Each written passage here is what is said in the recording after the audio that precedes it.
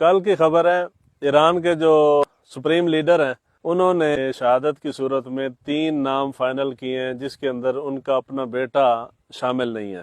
ایرانی عوام توقع یہ کر رہی تھی کہ سپریم لیڈر جو ہے وہ اپنے بیٹے کو اپنا جانشین مقرر کریں گے، اور بیٹا بھی قابل ہے، بالکل آوارہ جس طرح پاکستان کے صاحبزادے ہیں، وہ صاحبزادہ نہیں ہے، باقی قابل آدمی ہے، جانشینی کا حقدار بھی ہے۔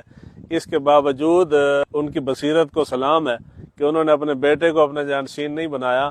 3 علماء کے نام انہوں نے فائنل کیے ہیں کہ اگر امریکہ اور اسرائیل جس طرح کے وہ دھمکیاں دے رہے ہیں، وہ مجھے نشانہ بناتے ہیں اور میں شہید ہو جاتا ہوں، تو میرے بعد ان 3 علماء میں سے کسی ایک عالم دین کو میرا جانشین بنایا جائے گا۔ پاکستان کے جو مدارس اور پاکستان کے جو آستانے ہیں، مذہبی تنظیمیں ہیں، سیاسی جماعتیں بھی بیچ میں شامل ہیں، ان کے لیے یہ بات بڑی قابل توجہ ہے۔ ہمارے ہاں آج جتنے مدارس ہیں وہ محنت کر کے، مشقت کر کے، رات دن کی تگ و دو کے بعد ایک عالم دین ایک مدرسہ کھڑا کرتا ہے، ایک بنیاد بناتا ہے، اس کے بعد اس کے جانے کے بعد اس کا صاحبزادہ بیٹھتا ہے، مدرسہ جو ہے وہ بالکل ختم ہو جاتا ہے۔ یعنی مدارس ہمارے جتنے ہیں اہل سنت کے، وہ آہستہ آہستہ بڑوں کے جانے کے بعد سکڑتے چلے جا رہے ہیں۔ بنیادی وجہ یہ ہے کہ اوپر نااہل صاحبزادے بیٹھے ہیں۔ مذہبی جماعتیں ہیں، ان کا بھی یہی حال ہے۔ موروثیت جو ہے یہ برباد کر رہی ہے اہل سنت کو، خصوصاً مذہبی طبقے کو، کہ باپ جائے گا تو لازم ہے بیٹا اس کا قابل ہو یا نہ ہو، اسی نے اس کی مسند سنبھالنی ہے۔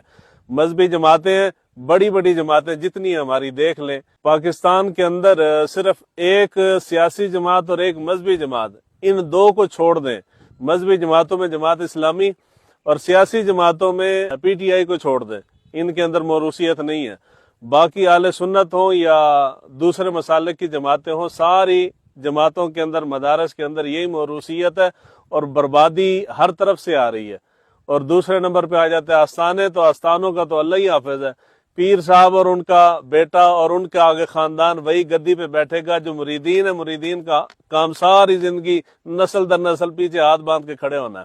وہ اہل تشیع ہیں، لیکن بہت قابل تقلید مثال انہوں نے ہمارے سامنے رکھی ہے کہ جو قابل ہے، جو حقدار ہے، چاہے وہ آپ کا رشتہ دار ہو یا نہ ہو، چاہے وہ آپ کا بیٹا ہو یا نہ ہو، کوئی بھی شخص ہو، آپ کا مرید ہو سکتا ہے، آپ کا کارکن ہو سکتا ہے، آپ کا لیڈر ہو سکتا ہے، کوئی بھی شخص ہے جو قابل ہے، اس کو مسند پہ بٹھائیں۔ یہ موروثیت جو ہے اس کو ختم کریں۔